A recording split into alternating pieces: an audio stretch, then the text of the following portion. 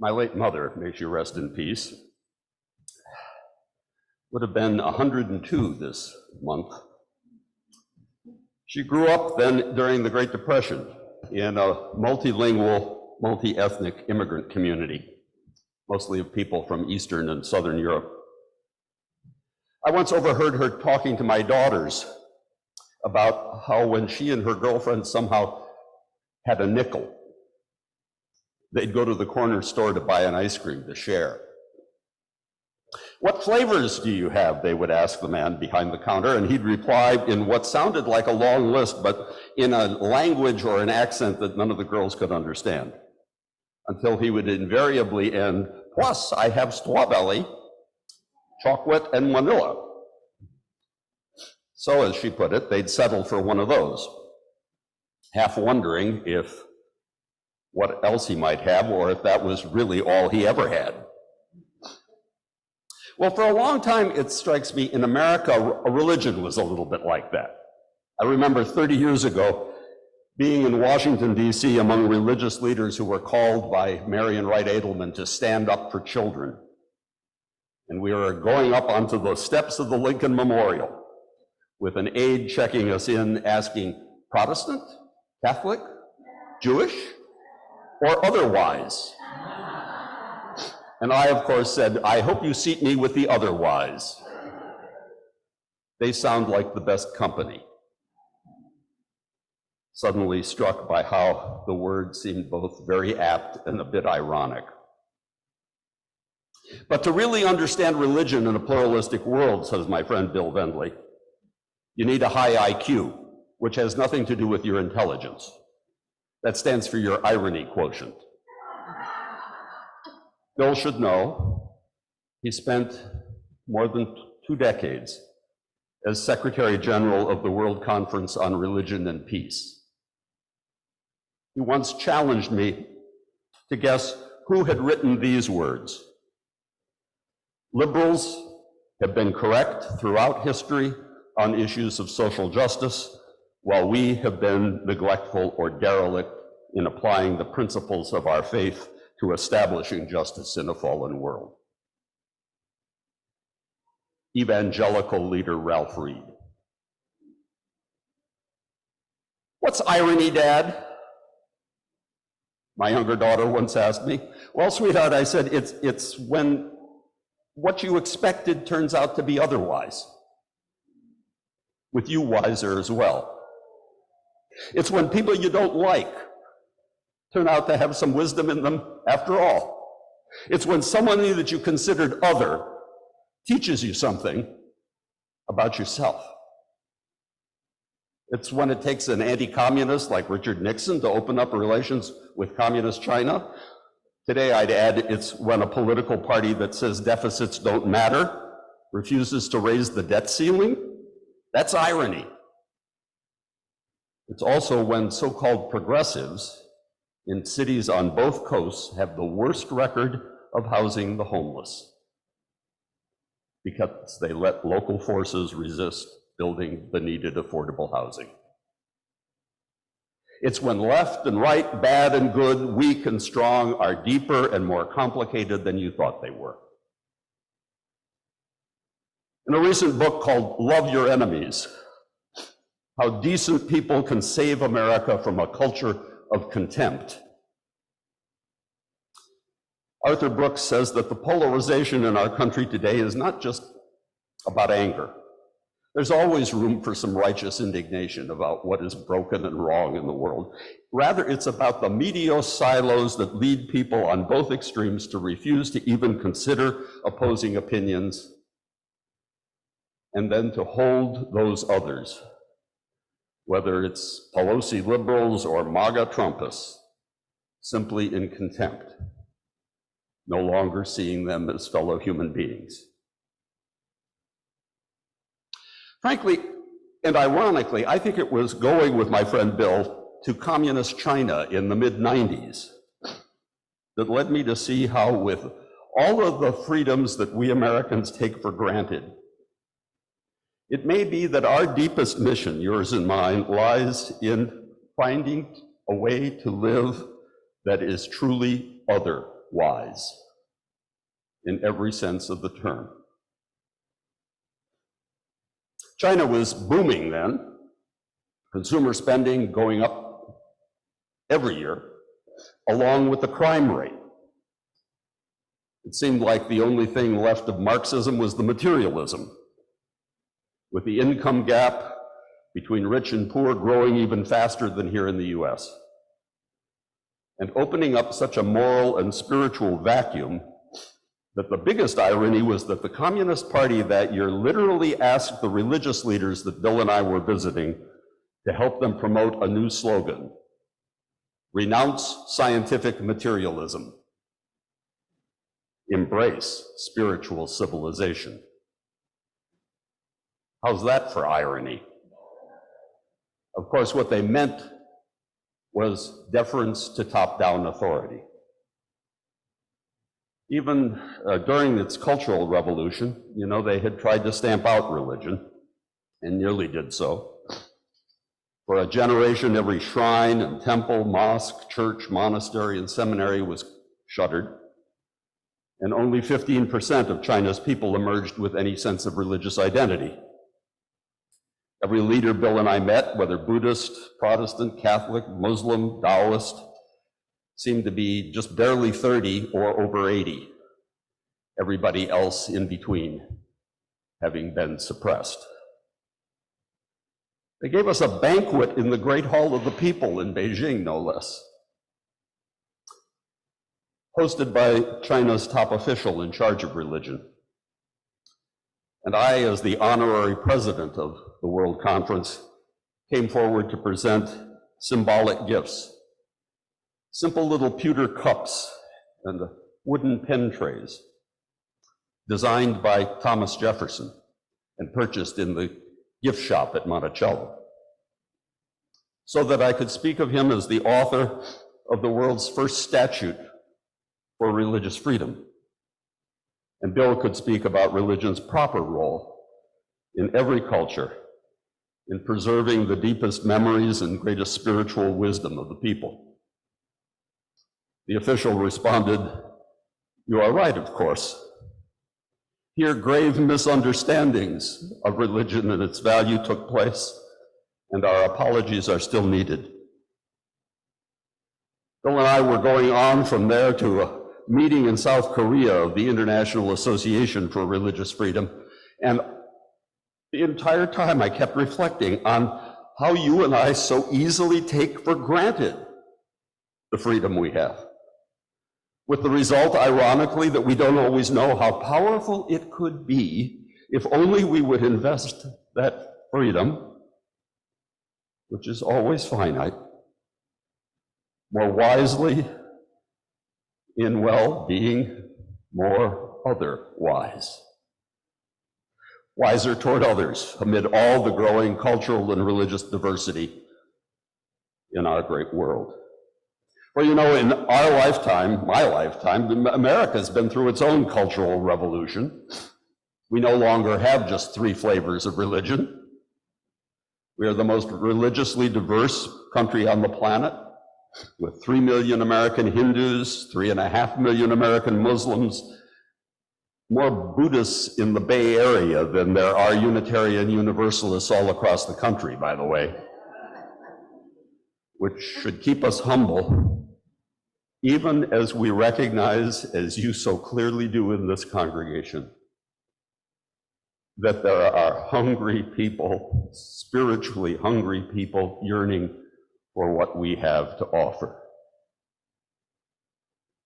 Surveys of religious identity indicate that there are 5 times as many Americans who identify as Unitarian Universalists than we have on our membership rolls, which just says to me, reach out, bring them in. There are many souls looking for us. After all, with only 1,000 congregations across this great country, we don't show up where many need us. It was that way here in Petaluma 20 years ago. And sometimes, let's face it, we are not as wise as we could be in greeting the other. Of course, in our era, religion has been largely identified with divisiveness. And it can be hard to persuade free-thinking seekers of the common good to join even a group like ours of loving, if imperfect, but deeply loving people who have a history of protecting democracy and pluralism in a time when both are clearly deeply threatened. Because our way in religion, with its commitment to covenant rather than creed, has had and could have, and even more than it does today, catalytic power in helping people put aside differences in belief or background in favor of a religious practice that has a truly civic and embracing circumference. Asking not the question, what do we all believe in common, but rather the more profound covenantal questions, what hopes do we share that we might realize together within ourselves and among ourselves and then in the wider world? What promises can we make that would, and try to keep, that build authentic covenantal community and help deepen one another's lives in the finite time that is ours? In Jane Kenyon's poem, Otherwise, notice that wisdom is seen as lying in what we take for granted, but then remembering in dealing with one another that what we most deeply share is our finitude and our mortality. For one day it will be otherwise. Jane wrote that poem when her husband, Donald Hall, was diagnosed with cancer. Ironically, it was within a year that it was she who had died of leukemia, while he survived to make it the title poem of her collected works. Morally, I have come to feel our lives are mortared together by our shared mortality. The words human and humane, after all, come from the same root as humus, the good earth, which bears us all and to which we all return, and which we are asked to walk together in the time that is ours in as much humility as we can muster. Remembering, as Jefferson once put it, that it is in our lives and not from our words that our religion is truly read. Read from how fully and how wisely we have used the finite freedom that we enjoy. Take my mother again. After midlife, she did not get out of bed on two strong legs. She had multiple sclerosis. But I watched her as she became gradually confined to a wheelchair. Do things like be the state volunteer coordinator for Common Cause, using the telephone to stay connected to others and to the common good. But after a car accident put her in a nursing home, she understandably became pretty depressed and started to sound, I thought, a bit like Frankel's companions saying, I have nothing to expect from life anymore. Or as she put it, I'm a useless burden now. I have a younger brother whose wife, Anne, is a Jewish feminist and poet and advocate for good elder care and child care. And when I was talking to her about Mom and mentioned Frankel, Anne told me a story that she had heard her rabbi repeat, that he had heard from an elder in his congregation. And that afternoon in the rehab, I told it to my mother, beginning by telling her that from my point of view, she still had work to do. The work of being to me, my wife, and to my brothers and their wives, to our children, to my dad, who was then still living, to her friends and her neighbors, and even the people helping her in the nursing home, what I had always seen her be, an example of somebody using her finite freedom as fully and as wisely as possible, with all the best within her. Responding to the otherness that life sometimes seems to be with forms of ironic wisdom by being truly otherwise. Which led me to the story that Anne had passed on and with which I'll close this morning. On the streets of Munich in Nazi Germany, a light February snow was falling when a woman riding in the back of a bus home from work saw that the traffic had stopped. Most of the passengers were just a bit annoyed, but she, from her post in the rear, could see into a side street where soldiers were loading people into trucks. And she began to tremble in terror when soldiers boarded the bus at the front to check papers. With tears running down her cheeks, the man next to her whispered kindly, "Whatever's wrong, my dear? This is routine."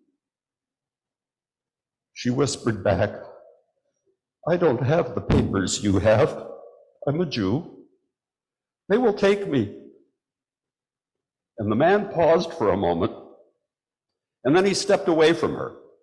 He looked her straight in the eye and began, to her horror, shouting at her, screaming, "Damn you, I can't stand it. I can't stand even to be near you anymore." "Hey, what's going on back there?" the soldiers asked.